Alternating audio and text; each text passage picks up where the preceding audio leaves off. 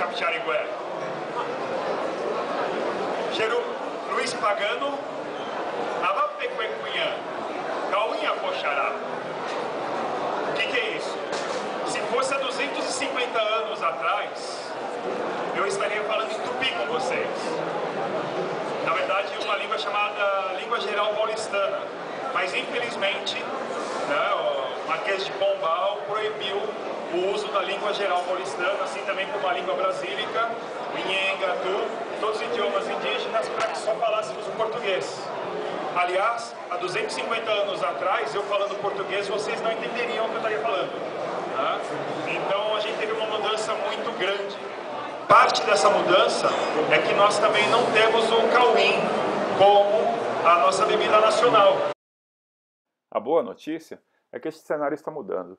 Os trabalhos de Rio do Sena e Luiz Pagano estão trazendo o cauim para fora das tribos indígenas para serem consumidos nos centros urbanos.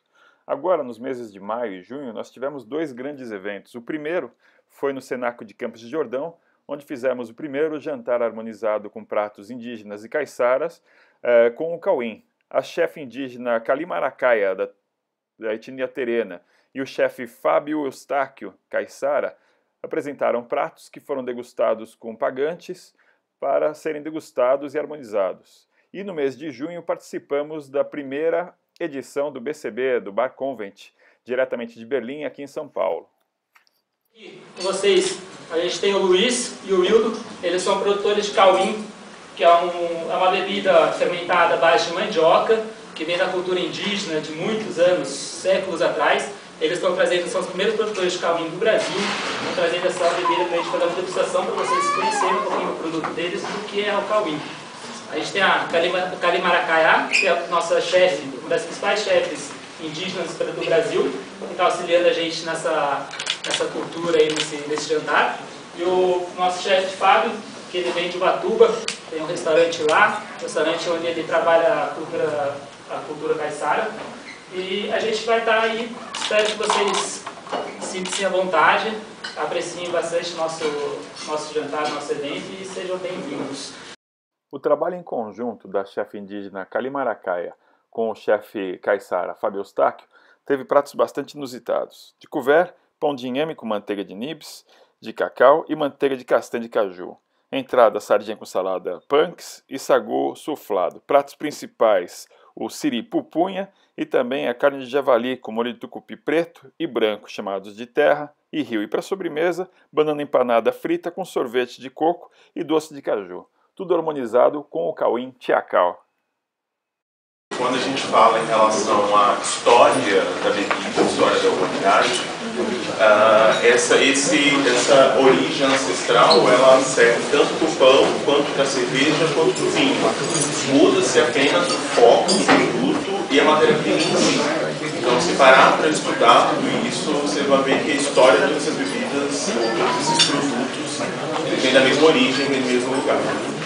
Além da cerveja, no Antigo Egito e na Síria, eles faziam os chamados vinho de tâmara. O vinho de tâmara era muito simples de ser feito, porque bastava colocar o suco de tâmara em contato com a natureza. Já em outras regiões da África, eles faziam o vinho de palma, chamado de motsema. O coco da motsema tem muito pouco açúcar, então eles precisavam converter esse açúcar em amido. Foi aí então que surgiu o processo chamado de mastigação e cusparada, que a gente traduz aqui como chewing and spitting.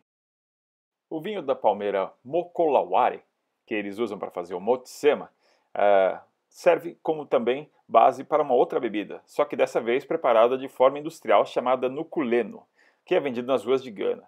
Esse chewing and spitting, processo de mastigação e cusparada, também era utilizado no Japão para fazer o saquê. Aqui a gente vê uma imagem antiga da produção de saquê. Esse processo veio da Ásia através do Estreito de Bering, chegando até as Américas e, por fim, o Brasil, com o Shatsumaimo usado para fazer o soju, o arroz fazendo o saquê, o pulque, que era feito do agave, o milho utilizado para fazer a tixa e, por fim, a mandioca, aqui na América do Sul, pelos índios brasileiros. Existem hoje no Brasil perto de 305 etnias, falando 270 idiomas diferentes, todas elas tomando uma variação do cauim. O cauim, para quem não sabe, é um fermentado de mandioca. obviamente a cada tribo muda o seu nome, né? Existem dentro dessa quantidade enorme de etnias indígenas, a gente consegue classificar em 20 grupos. Nós aprendemos os básicos na escola, que é o Tupi, Guarani, Gé, Arawak, Caribe, mas existem mais outros. Além desses tem Aikanás, Arauás, Baicurus, Iranche, Jabuti, Canoe, Catupina, Quasá, enfim, uma quantidade enorme. O falante do tucano, por exemplo, dificilmente vai entender o que o falante do Guarani diz. Né? Por exemplo, eu estou com uma amiga aqui que é da cidade de Goiôerê. Né? Goiôerê não é tupi, Goiôerê é Gé, os falantes do grupo Gé, que deram o nome à cidade, que é o rio que transborda, o rio Chaco. Significa águas claras. Águas claras. É que nós temos um complexo de 19 cachoeiras em Goiôerê. É isso. E a tribo lá é Caingangue, se não me engano, o principal. Caingangue, bravo.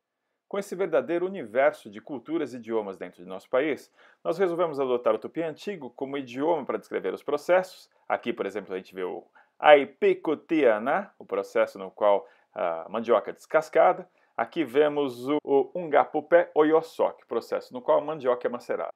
Nós decidimos também abordar apenas 3 etnias e como eles preparam seu cauim e qual é o nome dessas diferentes bebidas em diferentes tribos.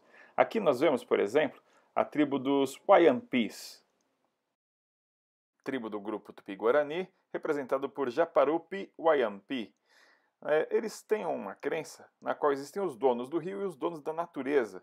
Esses seres, eles tomam conta desses elementos e precisam ser agradados. E a única verdadeira forma de agradar esses deuses é mostrando genuína felicidade. Essa genuína felicidade só se tem quando se toma o cauim.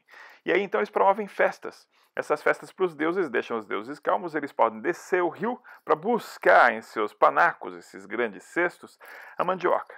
Enquanto eles sobem o rio, as Wajuin, as virgens, recebem uma pintura específica chamada de Kusiba, e aí então elas estão prontas para agradar os deuses.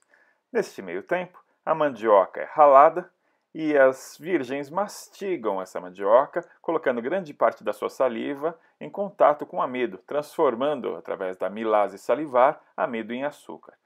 O produto é fervido e colocado em grandes cacirirenas, que são barcas que têm a superfície bastante exposta, para que o açúcar presente nessa mistura seja transformado em álcool. Após um processo de fermentação alcoólica que dura 15 dias, a bebida é filtrada e servida.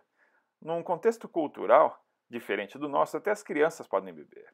No que diz respeito aos Iauanás, a pintura é um pouco mais elaborada.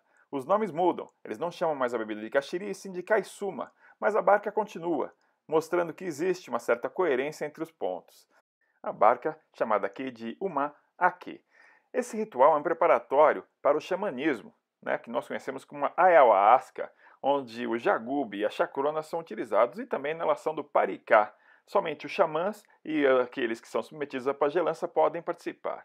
Entre os udiás, existe a interferência da tradição cristã, e a cauinagem dos udiás contam com diferentes tipos de cauim, como por exemplo o auari, de baixa graduação alcoólica, o iacupa, que é de uso diária, e iacoa, que tem uma graduação alcoólica um pouco mais alta e é utilizado somente em dias ritualísticos.